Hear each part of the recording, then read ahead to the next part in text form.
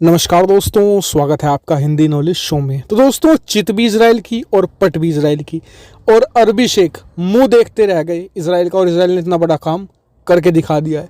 जो इजराइल दुश्मन रहते हुए सिर्फ छोटे मोटे कारनामे क्या करता था, अब दोस्त बनकर वो अब टैंक चला रहा है। जी हाँ, कुछ ऐसा ही किया इजराइल ने।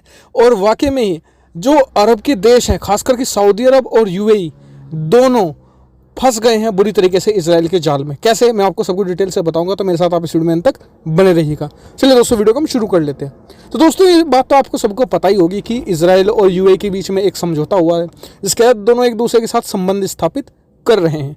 कहा जा रहा है कि इसके पीछे सऊदी अरब का दिमाग है। सऊदी अरब पहले यूएई, फिर बहरीन और फिर खुद इजराइल के साथ संबंध स्थापित करना चाहता है, ताकि वो ईरान और तुर्की को काउंटर कर सके, क्योंकि दोनों की सेनाएं काफ़ी ज़्यादा आज की तारीख में मजबूत हो चुकी है। साथ ही उन्हें एक चीज़ का ये भी था कि अपनी सत्ता जो उनकी डगमगाती हुई दिख रही है पूरे अरब वर्ल्ड में, फिलिस्तीन के मुद्दे पर खास करके, तो उनका ये था कि इजराइल इससे संतुष्ट हो जाएगा और चुप बैठ जाएगा उनके साथ समझौता करने से, जिससे कि वे इजराइल को मान्यता दे देंगे और इजराइल आगे कुछ कार्रवाई नहीं करेगा।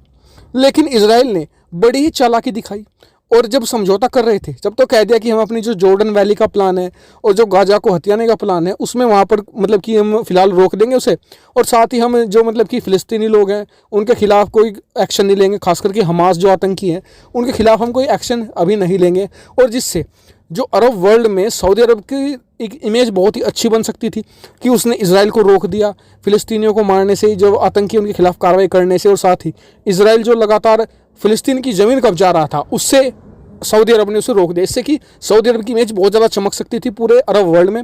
और खास करके ईरान और तुर्की का जो प्रभाव था, खास करके तुर्की बहुत ज़्यादा एग्रेसिव रहा है सऊदी के खिलाफ फ़िलिस्तीन के मुद्दे पर, उसे भी वो पीछे हटा देगा और नंबर 1 लीडर दोबारा फिर से स्थापित हो जाएगा।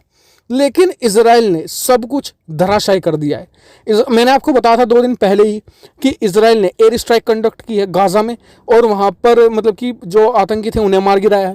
लेकिन आज तो इजराइल ने कमाल ही कर दिया। इजराइल ने अपनी थल सेना उतार दी है गाजा पट्टी में, और हाँ, टैंकों से हमले किए जा रहे हैं। आप स्क्रीन पर देखिए, एक टैंक अटैक किया है इजराइल ने गाजा के अंदर। साथ ही अब ये भी कह दिया है कि आने वाले समय के अंदर ही, कुछ समय के बाद ही, वो एक मतलब कि दोबारा फिर से जो जॉर्डन वैली को कब्जाने का प्लान है उसे वो आगे बढ़ाएंगे।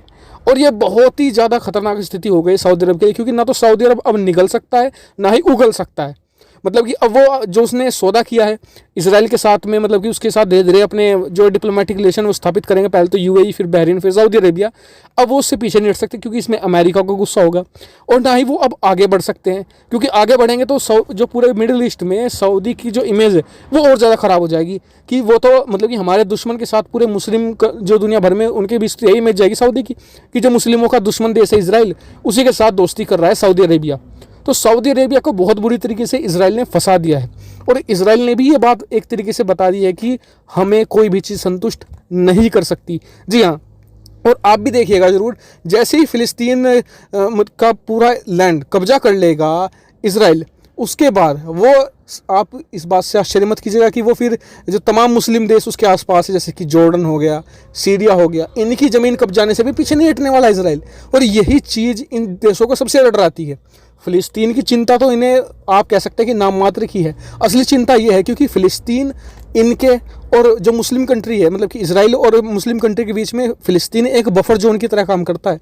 इन्हें लगता है कि जब तक फ़िलिस्तीन रहेगा ये इजराइल से सुरक्षित रहेंगे, वरना एक बार फ़िलिस्तीन को इजराइल ने कब्जा लिया, फिर अगला नंबर इजराइल इनका ही लेगा, और ये कुछ कर नहीं पाएंगे, क्योंकि इजराइल इतना एडवांस जाता है हर चीज़ में। अब आपको मैं बताऊं, कल मैंने आपको वीडियो बनाकर भी बताया था कि इजराइल ने आने वाले 10-15 सालों के लिए जो एडवांस हथियार होंगे ईरान के पास में, कितने भी मतलब कि इजराइल के पास के जितने भी हथियार है, सेमी डिफेंस सिस्टम है, उन्हें ब्रीच करने लायक उनके पास हथियार होंगे, तो उसकी तैयारी उन्होंने पहले ही कर ली है। और कल एक एरो 2 का अपग्रेडेशन मिसाइल का लॉन्च कर दिया है, उसका परीक्षण कर लिया है, जो उनके अगले 10 साल बाद काम आएगा। तो सोचिए इजराइल कितना एडवांस जा रहा है, उसकी सोच तो एकदम नेक्स्ट लेवल की है। और ये वाकई में ही सऊदी अरब और यूएई को इजराइल ने बुरी तरीके से फंसा दिया है।